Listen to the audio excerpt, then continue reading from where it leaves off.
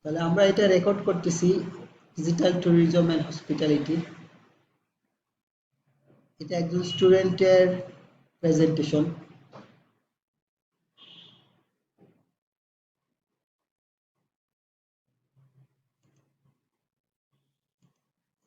আচ্ছা, স্টুডেন্টের নাম হচ্ছে Rashed Ahmed, learner registration number এত, কোর্স হচ্ছে ট্যুরিজম এন্ড হসপিটালিটি ম্যানেজমেন্ট। এই টপিকসগুলা importance of security in the implementation of technology for the tourism and hospitality industry, importance of data protection to the implementation of technology for the tourism and hospitality industry.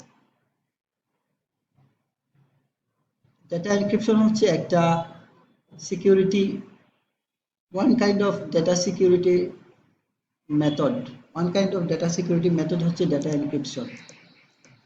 আচ্ছা, এতটুকুই record করলাম।